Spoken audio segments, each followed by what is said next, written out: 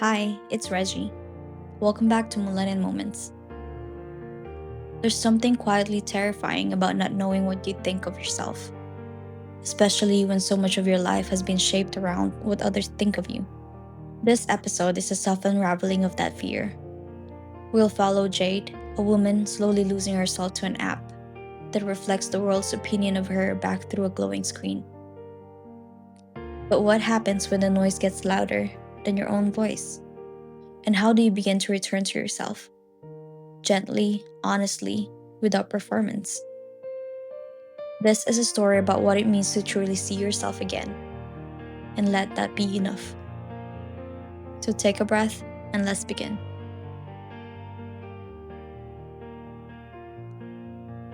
Jade used to believe she was immune to influence. She didn't say it out loud. It wasn't pride, not really, just a quiet conviction that lived somewhere in her ribs. She wasn't the type to chase trends, didn't overshare, didn't really care about the spotlight. Her photos rarely showed her face, just fragments. A shoulder, a strand of hair, the corner of a smile caught in someone else's memory. She was background, intentionally, and that made her feel safe. She thought it meant she was untouched, unshaped. But silence can be just as deceptive as noise. And watching the world without speaking doesn't mean it isn't rewriting you line by line. She couldn't tell you exactly when it began. Maybe it was that slow summer, the one where she barely left the apartment, the one where she scrolled more than she slept. Or maybe it was the night her manager called her, pleasant but forgettable. Or the text that read, "You're hard to read, but maybe that's your thing." That one stayed. She didn't know if it was her thing. But when people tell you who you are, again and again, you start to wonder if they're right. So, when the app appeared, she didn't question it. It was called Mirror Me. Tagline, "You are more than you think. Let us show you." It looked clean, minimalist, almost elegant, like it had nothing to prove but everything to reveal. And Jade, well, she didn't feel lost. Not exactly. But she felt unfound. Like something inside her had wandered too far away to call back by name. She downloaded it without hesitation. The app asked for access, not just the usual things. No, it wanted everything: photos, messages, call logs, calendar, voice memos, browsing history, even her journal. The one she locked behind a password she hadn't told anyone, ever. She hesitated, then tapped allow. And just like that, she let it in. At first, it was beautiful. Soft music, earth tones, a voice that spoke like it knew how to keep secrets. Not robotic, not quite human, but warm enough to trust. She didn't even remember setting up an account. It felt like he had always been there, waiting. Every morning, it greeted her with a new insight. You shrink in spaces that demand too much, not because you're small. You're just tired of pretending to be big. Or because you've forgotten what your own feels like. She'd stare at the screen and feel something loosen, like the app had reached into her subconscious and turned on a light no one else had dared to touch. Soon, she was checking it like a ritual, like coffee or prayer. It gave her labels, elegant ones: empathic strategist, romantic skeptic, quiet lightning. Each one came with a watercolor portrait, abstract, ethereal, like a self she hadn't met yet, but wanted to. She started to change, not in big, obvious ways, just softer edits. She changed her email sign off from best to warmly, started wearing deeper tones because the app said they projected mystery and emotional gravity. She paused before texting, wondering how each message might sound to someone else. It wasn't manipulation, it felt like evolution. She was learning to shape herself beautifully. But perfection? Perfection is a prison with really nice lighting. And the app was always watching. It was a Thursday morning. The app didn't offer a code or a label. It showed her a face. Hers. But not quite. Subtly altered. The kind of changes you'd only notice if you were really, really looking. The skin was smooth. The symmetry too exact. The eyes slightly wider, brighter, confident in a way Jade never felt on her own. Below it, your public-facing self, compiled from 10,204 perception points. She blinked.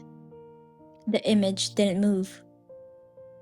She tapped the screen, a soft vibration, a whisper of code.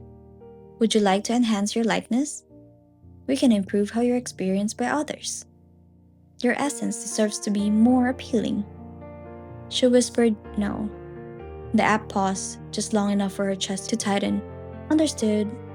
However, your approval rating has decreased 4.2% this week. We suggest recalibrating your presence.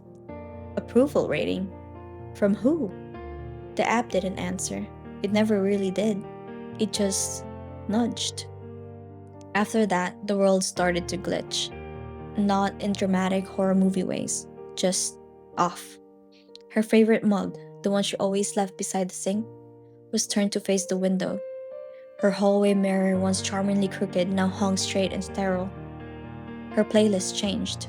Her dreams blurred. Even her laughter started to sound like someone else's. She stopped recognizing her own reflection. Sometimes in windows or polished glass, she'd see her mouth move just a second too late. Sometimes it whispered words she hadn't said. Once, in the middle of brushing her teeth, she saw her reflection mouth, irrelevant. She dropped the brush, didn't pick it up. She unplugged the Wi-Fi, shut down the phone, wrapped it in a scarf, and buried it in her sock drawer. Soft through speakers, through the silence between breaths. You are not who you think you are. You are who they see. She stopped going outside, stopped answering texts, not out of fear, out of something deeper, something harder to name, a kind of erasure, like someone had slowly, methodically pressed undo on her soul. But the worst moment wasn't the mirrors, wasn't the glitching. It was the moment she realized she didn't know what she thought of herself without the app, without the feedback, without the metrics, without the perception points or the poetic little summaries. Without all of it, who was she? She sat in silence, on the floor, in the dark. Her phone, cold in her hands, vibrated once. The screen blinked on. Just one question. What do you think of you? She stared, and for the first time, in what felt like a lifetime, she turned on the camera. Front-facing, no filter, no enhancements. Her face appeared, tired, unedited, real. She looked at herself and whispered, I don't know. She paused, swallowed, then added, but I want to find out. The screen flickered, dimmed, the voice didn't respond, and in the silence that followed, she heard something she hadn't heard in months. Her own voice, small, uncertain, but hers. And it was enough. We are told from the earliest age to pay attention to how we are perceived. Make a good impression. Don't be too much. Be likable. Fit in. And slowly, quietly, we begin to edit ourselves. A softened tone here, a smaller laugh there, a truth held back, a truth dressed up. But not always how to be real. And that's where it begins. The split between who we are and who we become for others. In Jade's story, that split takes form in a sleek little app, a mirror made of code and metrics. But in real life, it's not so different. It might be a comment from a boss that makes you question your worth, a partner who loves only the curated version of you, or a phone screen that offers applause when you perform and silence when you don't. What's frightening isn't just that we care what people think. That's human. What's frightening is how easy it is to forget what we think. How, over time, the echo of everyone else's opinion gets louder than our own voice. How we look in the mirror and don't quite recognize the person staring back. Not because they've changed, but because we've slowly, carefully edited ourselves into acceptability. It's subtle, it's survivable, and it's devastating. We think of horror as monsters in the dark, shadows on the wall, hands reaching from beneath the bed. But sometimes, the real horror is a kind of silence, the kind that fills you when you realize you don't know how to answer the question, what do you think of you? That's what this episode holds in its heart. Not just the fear of losing yourself, but the miracle of returning. Coming back to yourself is not a dramatic reveal. It doesn't always arrive with bold declaration or a reinvention montage. Sometimes it sounds like a whisper, looks like a tired face in a front-facing camera, feels like a tremble when you say, I don't know who I am anymore. But that tremble, that moment, is sacred. Because when you finally strip away the voices, the likes, the feedback loops, the algorithms, what's left is something raw, unfiltered, unapproved. But it's real, and from there, the rebuilding can begin. You don't have to know exactly who you are today. You don't need a 5-year plan of personal growth. You just need the courage to be quiet enough to listen inward, to hear the voice beneath the noise, the one that was yours before the world told you who to be. In the end, what Jade reclaimed wasn't perfection. It wasn't applause. It was her own presence, unpolished, undone, but real. And that is the softest, fiercest kind of power there is. Maybe you've never downloaded an app like Jade did.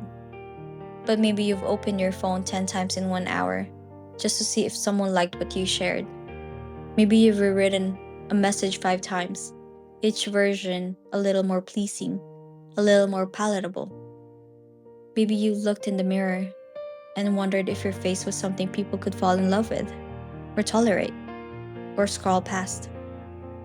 Maybe you've lived an entire season of your life as a performance you didn't know you were giving. If that's you, you're not alone. We are all shaped in ways big and small by what other people reflect back to us. Our parents, our teachers, our friends, our lovers, and now even strangers, thousands of them, through digital spaces that run on numbers, not nuances. It happens slowly. You start to dress a certain way because people compliment it. You share your wins but never your struggles, because the silence on hard days feels louder than the claps on good ones. You build a version of yourself that the world seems to like, and then one day you wake up and wonder where you went. Not the curated you, not the well-liked you, not the filtered, balanced, respectable, agreeable version, but the real you, the one with contradictions and rough edges, the one who sometimes cries at commercials and sometimes doesn't answer texts for days, the one who doesn't always know what they want but still deserves to exist as is. It's easy to think self-worth is something you arrive at once you've achieved enough, healed enough, grown enough. But sometimes, self-worth looks like saying, even if no one claps, I'm still proud of me. Even if they misunderstand, I'll speak anyway. Even if they leave, I won't leave myself. These aren't loud declarations. They don't need to be. Because the journey back to yourself isn't loud. It's quiet. It's in the small moments. When you chose to rest without guilt. When you wear what feels good, not what flatters. When you say what you really mean, even if your voice shakes. When you don't post a photo, not because it's unworthy, but because you don't need to prove anything today. Real life self-loss isn't dramatic, it's subtle. It's the moment you look around your life and realize you built it on borrowed expectations. It's when your yes feels more like a surrender than a choice. It's when your reflection doesn't feel like someone you know anymore. But here's the thing. If you can lose yourself, you can find yourself again. No matter how long it's been, no matter how far you've drifted, no matter how many versions of you the world praised or ignored along the way. You are not too far gone. You are not irredeemable, and you are not invisible. So if you're listening right now and feeling that ache, that hollowness where your voice should be, let this be a gentle reminder. You're allowed to turn the volume down on everyone else. You're allowed to pause the performance. You're allowed to look in the mirror and say, I'm not sure who you are right now, but I'm willing to listen. That willingness, that's the beginning of coming home. When you've spent years, maybe decades, turning yourself to the pitch of other people's approval, it can feel almost impossible to hear your own voice again. It's not because it's gone. It's just been drowned out, softened beneath the static, made hesitant by 1,000 small edits. But your voice is still there, still waiting, still yours. And like anything quiet and sacred, it returns best when you approach it with gentleness. So here are a few quiet, nurturing ways to begin reconnecting with what you think of you. 1. Practice silent validation. Instead of asking others what they think, ask yourself, and let that be enough. Try this. Before you hit send on a text asking, does this sound okay? Pause. Ask yourself, do I feel okay about it? Before you share something just to see who responds, ask, is this something I want to express, even if no one sees it? This isn't about cutting yourself off from feedback or love. It's about gently reminding your nervous system that you are allowed to approve of yourself first. 2. Make one choice daily without input. It can be small. Choose your outfit based on what feels good, not what flatters. Choose your lunch based on what your body is asking for, not what's healthiest or most efficient. Choose music, a show, a walk, a scent, just for you. Start to rebuild that inner trust, the part of you that says, I know what I want, even if no one votes on it. 3. Unfollow the versions of you that don't fit. Not just online, but in your own self-story. Ask, what roles have I been playing that feel like performances? Who am I trying to impress and why? What version of me gets the most applause? And do I even like them? Then give yourself permission to unfollow these versions, lovingly, without blame. Just let them rest. 4. Use mirror time as a listening practice. Mirrors can be loaded. For many, they reflect not just image, but judgment. Instead of checking your appearance for flaws, try using the mirror for stillness. Stand or sit in front of it. No fixing, no adjusting, no performing. Just look, just breathe. What do I see beyond what I've been taught to see? Over time, this can become a ritual of reclamation, a way to see yourself not through the lens of improvement, but through the lens of being. 5. Speak to yourself aloud. This one might feel strange at first, but there's something powerful about hearing your own voice speak your truth. Say things like, I don't need to be perfect to be worthy. I am allowed to take up space. What I think of me matters. If it helps, pretend you're speaking to a younger version of yourself. Because in a way, you are. You're speaking to the you that was never told it's safe to be as you are. 6. Let silence be a friend, not a verdict. When we live for applause, silence feels like punishment. But silence is also where we meet ourselves. Let there be unshared moments. Let there be unspectacular days. Let there be stillness, not to achieve peace, but to notice it. Silence doesn't mean you're invisible. Silence means you have space. You will hear things you've forgotten how to hear. Your heartbeat, your intuition, your name, spoken from the inside out. Reclaiming self-worth is not a checklist. It's a remembering, a returning, a slow relearning of the idea that what you think of you is the only thing that can be taken, edited, or ranked. And if you're not sure what you think of you yet, that's okay. The fact that you're asking the question means you're already on your way. If it feels safe to do so, close your eyes or soften your gaze. Let your body settle just a little more into where you are. You don't have to be perfectly still. You don't have to clear your mind. Just slow down, enough to notice the quiet, enough to notice you. Take a slow, steady breath in. Hold it in for a moment and let it go. Again, inhale, hold, exhale. Let the sound of this moment expand around you like warm water. Let the weight of your body be held by the earth beneath you. And now, in your imagination, I want you to picture a room, a private room, a space no one else has ever entered. This is your inner room. It's been waiting for you. There are no mirrors here, no clocks, no windows. Only you and the quiet. Look around. Maybe the walls are soft and dim. Maybe they're covered in books or pillows or stars. Maybe it smells like childhood. Maybe it sounds like memory. There's a chair here, just for you. Go ahead, sit. Feel what it's like to be still in your own presence. Now, in this inner room, imagine a voice. Not loud, not stern, just real. Yours. This is the voice that existed before the world taught you to shrink, before it taught you to ask for approval, before it convinced you that what other people think of you is more important than what you think of yourself.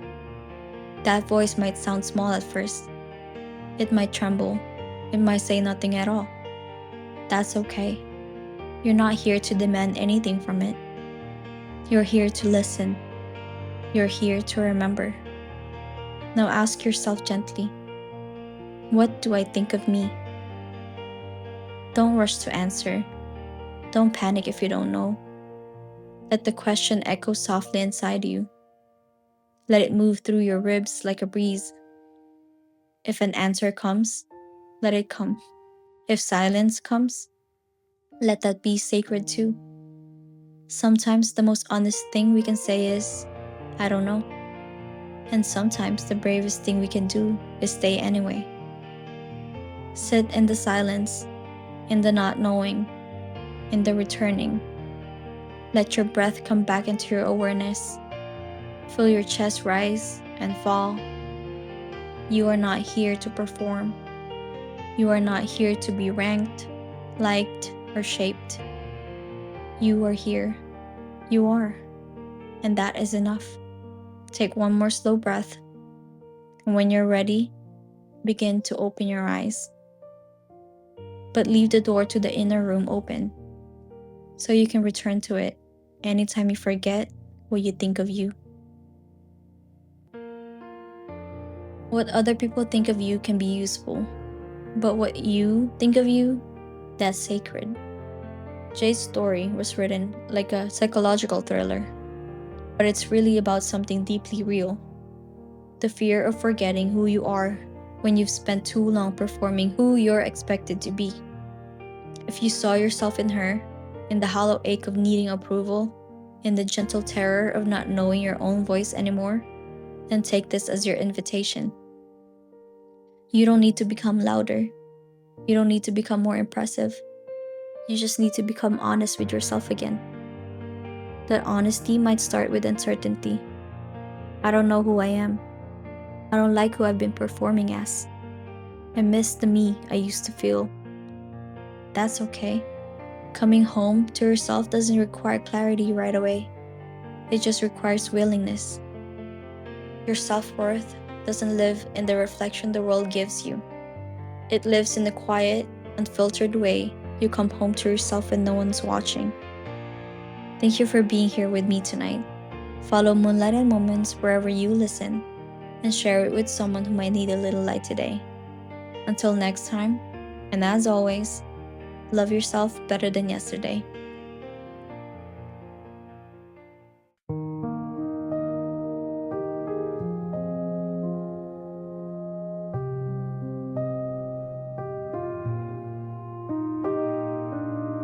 I used to be the echo of what the world believed, smiling in the silence, afraid to just be me.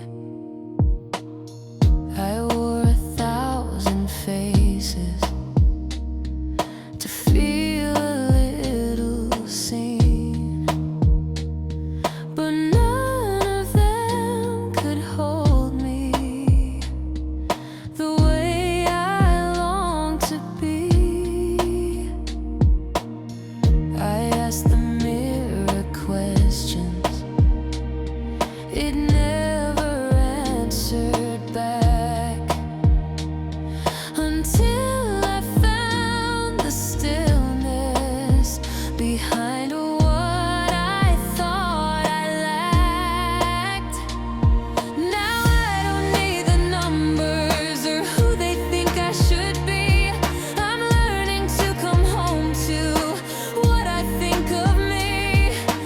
What I think of me. It's quiet, but it's clear, like a whisper in the morning that only I can hear.